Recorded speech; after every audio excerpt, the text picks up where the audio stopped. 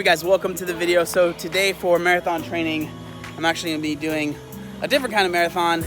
We're going to be doing 26.2 miles here on this Rogue bike, so it should take me about an hour and 20 minutes. Probably doesn't make much sense why I'm doing biking and other things for marathon training when I should be running, but we'll get into that in a little bit.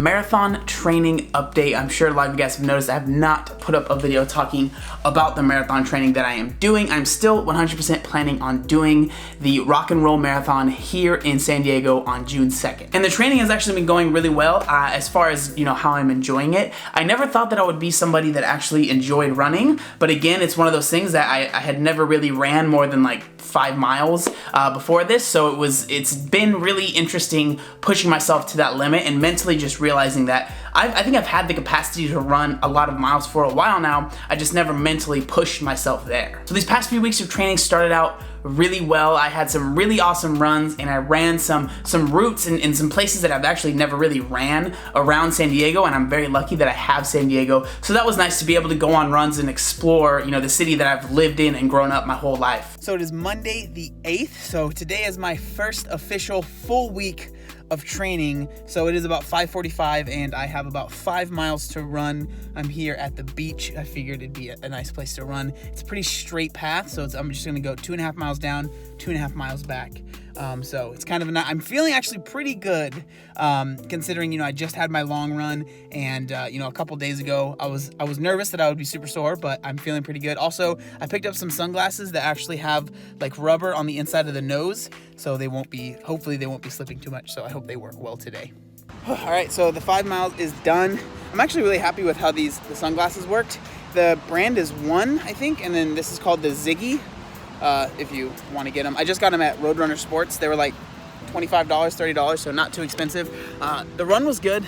The one thing, I'm not sure if I'll be coming back here midday like I did today, just because there are so many people, and I thought I was gonna run into people and I had to like dodge people on scooters and stuff. So you live and you learn, but I'm happy that I got that done. 5 more miles in the bank. Happy Tuesday. We got 4 miles today. Nothing too crazy. I'm here at Balboa Park. Something that I've noticed that I really enjoy about running is, one, I don't want to go to the same places all the time because I know that I will get bored if I do that. So it's forced me to like explore San Diego a little bit more. So that's awesome. So 4 miles. Let's do this. 4 miles done.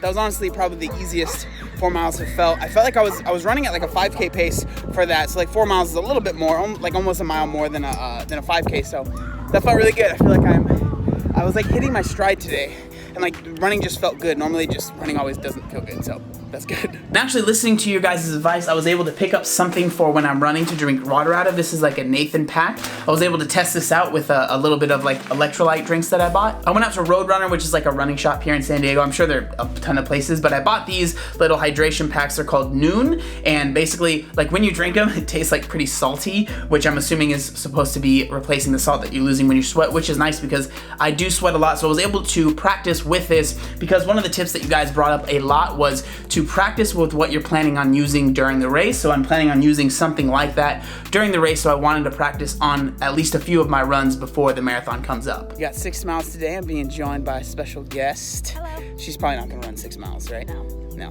Maybe her knees aren't in the best shape. Also, I'm gonna be using this Nathan pack for the first time. A lot of people were saying that I need to practice with what I might use on the race, or especially at least practice with like what I'm going to be using in my long runs. I want to practice with this today because I don't want to be, you know, doing a 14-mile long run and be like, I don't really like this thing. So 6 miles won't be that too bad. It will be last like about an hour. I also have like these little hydration packs in here, so see how I like those. All right, 6 miles, let's do it. 6 miles done. Sharissa did 4 miles? 4 miles. 4 miles.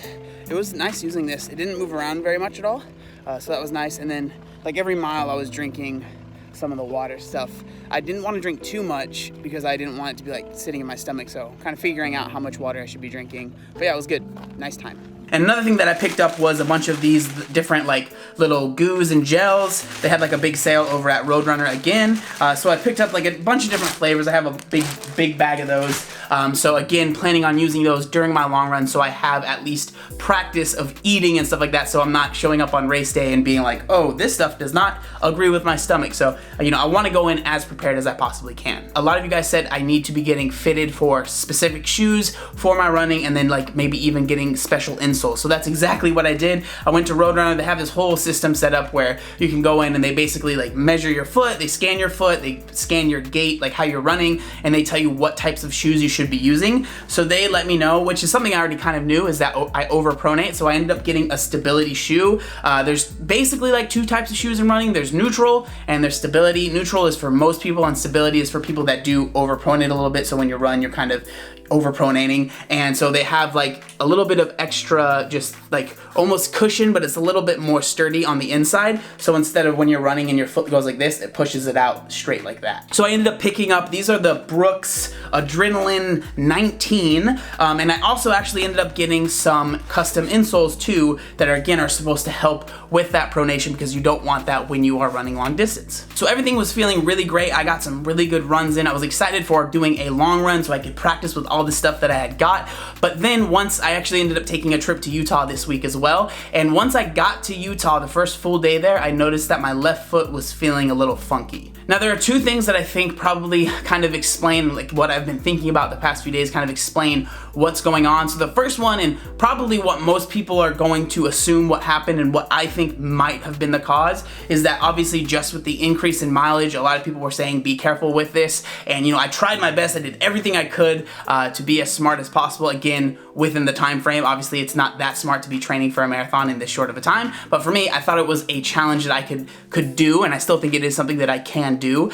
So it was either with with the increase in mileage, maybe I like bruised something. The other thing that this might be less likely, and I know that it sounds crazy, but honestly it makes sense to me, was that when I went on my flight, I had some shoes. I actually returned them already, but I had some shoes. They're the Nike Free X Metcon 2s. They're just a new CrossFit shoe that I was wearing on the flight, and they're pretty tight on my foot.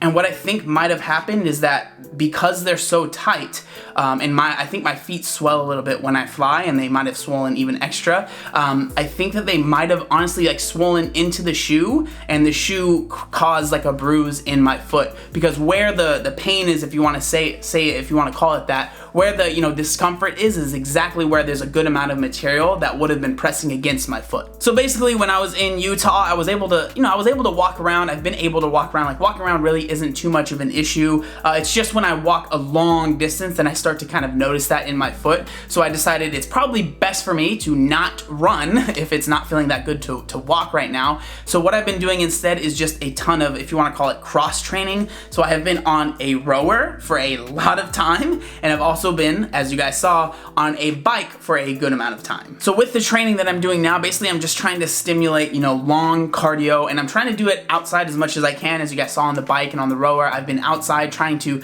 just get used to being outside for a longer period of time, and it's been nice because I've been able to work on my tan. So I'm really trying not to let this make me upset or like get down on myself too much. I mean, it is frustrating because I honestly, like, with this made me realize how lucky I am when I'm able, and I know that eventually I'll be able to run again. Like, I really think that once I get over this, this foot bruise, whatever you want to call it, once I get over this, the fact of like when I am going on my runs and when I am running outside and when I am doing this marathon, I'm going to be so much more thankful and appreciative of the fact that I can do that. And honestly, like, I think that this has, kind of shown me that maybe I had a little bit of an ego going into this. For me, running, especially like after losing the weight and stuff, it's always been like, yeah, I can do it now. But I don't think I gave longer distance running, enough credit for, how much it can do, to your body, and how much it actually does take out of you and how much you have to prepare for it. Again, I'm not exactly sure what happened to my foot and why it feels the way that it does. But if it was because of, increased miles, it definitely has given me a new respect and a new appreciation for this sport with long distance running. I really am enjoying the training when I am able to run, and even when I'm doing the longer rows and when I'm doing the longer bikes, because it's all mental. You just have to kind of play games with yourself and just get through it, because I know it is a lot more fun running out on the street and being able to see new things compared to sitting on a stationary bike and just looking at the same thing for, an hour and a half. So I'm really, really excited to get back out there and start running. Hey, it's John from the future editing this video right now. I just wanted to say I totally thought that I mentioned this, but I was really nervous that maybe the discomfort that I was feeling in my foot was maybe like a stress fracture. From the research that I've done and from people that I've talked to, it doesn't seem like that's going to be the case, which I'm very happy about. I was really nervous about that. I thought I mentioned it, but I think with, you know, the discomfort that I'm feeling and everything that's going on with my foot, I've been able to rule that out. So yeah, I think that if that is the case, and if in a few days that ends up being what is going on, I might have to push the marathon back. But from what I'm seeing and how my foot is feeling today, I really don't think that that's what that is. Okay, back into the video. And the reason that I didn't really share this sooner was, one, because if it really wasn't that big of a deal, I didn't want to like make a video talking about it, and then I was like, oh, the next day I'm completely fine. And then also, like, if I'm being completely honest, like, I just was struggling with knowing that there were going to be a lot of people saying, like, I told you so, I knew this was going to happen, you're super dumb, and I let that kind of dictate what I did, and that's not who I am, and I really shouldn't have done that. But it's hard when you know that you're gonna get criticism, and I know there's gonna be people commenting that down in the comments, and I promise you I'm doing everything that I can in the smartest way I know to be as healthy and do this the right way. And I honestly think that this is just one of those things that it just happens, and I have to kind of roll with the punches, and I'm trying to stay positive, and I'm trying to still train really hard and do what I can, even though I can't, you know, really run at this moment. I really think that soon this will be fine and I'll be able to get back into the routine. But I did want to share this and let you guys know what's going on, because I want to be honest with you guys, and I can't wait for June 2nd. I cannot wait. I've been watching so many running videos. I can't wait to cross this off my bucket list, and I think maybe even eventually do a real like prep one that's like 16-20 weeks, a legit marathon prep, so I can actually go in and try and be, you know, as competitive as possible, because I actually really am enjoying the mental aspect and like refining my mentality when I'm doing these longer runs, and it's really nice. So I honestly did not think I would find really much enjoyment in this. I thought it was gonna be one of those things that I just had to put my head down and work. That's part of it, but it's definitely become something that I'm actually interested in.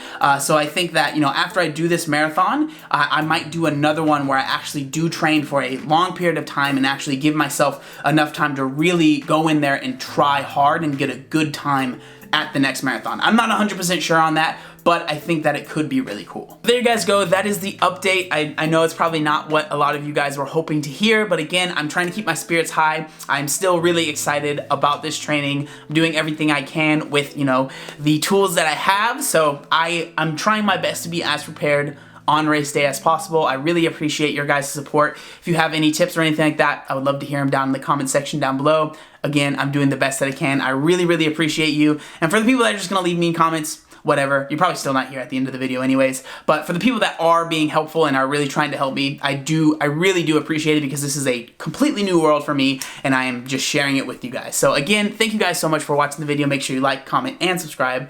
There was one other thing that I wanted to say. Oh yeah, look how buff I am. Obey the warning signs, and when there are flashing lights or wigwags, don't attempt to cross until they come to a complete stop.